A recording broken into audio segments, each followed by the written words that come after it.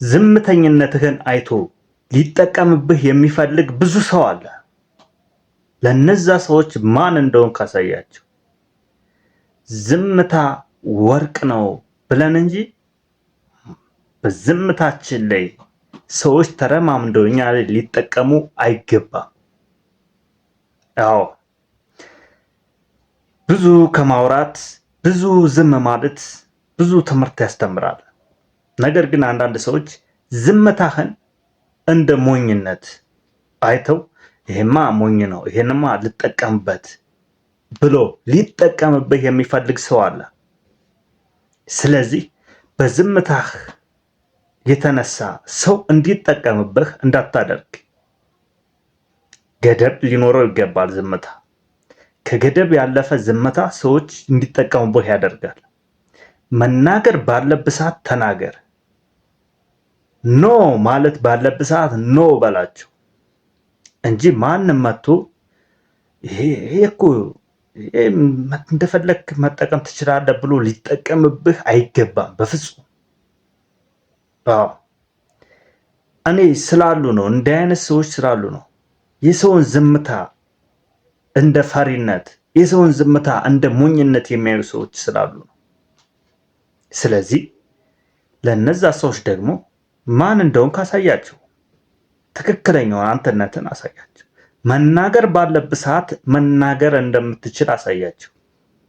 ጓ ማለት ባለብህ ሰዓት ጓ ማለት እንዳለብህ አሳያቸው እንጂ ዝም ብለህ እንደ በግ አትነዳ። እንደፈለጉ እንዲያደርጉ አትዘዝ፣ አትፍቀድላቸው። እንደፈለጉ እንዲያደርጉ አትፍቀድላቸው። ገደብህን አልፎ ለሚመጣ ሰው የምን ዝምታ ነው ብላዘር? ማን እንደሆን ካሳየው፣ የእውነት ማን እንደሆን ካሳየው። ዝምታህን እንደ ሞኝነት ሊጠቀምበት ከፈለገ፣ በዝምታህ ውስጥ የራሱን ጥቅም ሊያስኬድ ከፈለገ ማን እንደሆን ካሳየው። አንተ መናገር ስትጀምር እንዴት መናገር እንዳለብህ አሳየው።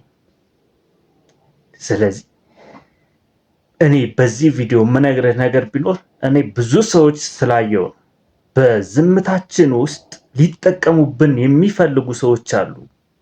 ዝምታችንን እንደ ሞኝነት፣ ትህትናችንን እንደ የዋህነት የሚያዩት አሉ።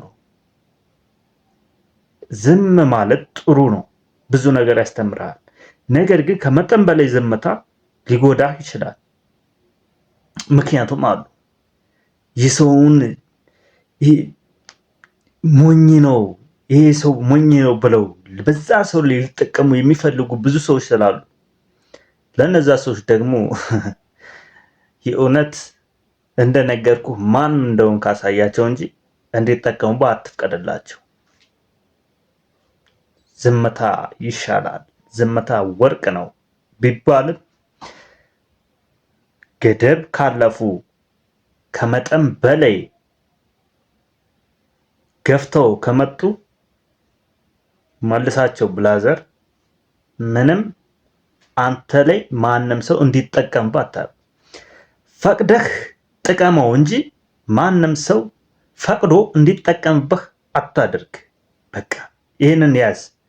ማንም ሰው ፈቅዶ እንዲጠቀምብህ አታድርግ። ፈቅደህ ግን ጥቀመው በፍላጎት እንጂ በሱ ፍላጎት እንዲጠቀምብህ አታድርግ።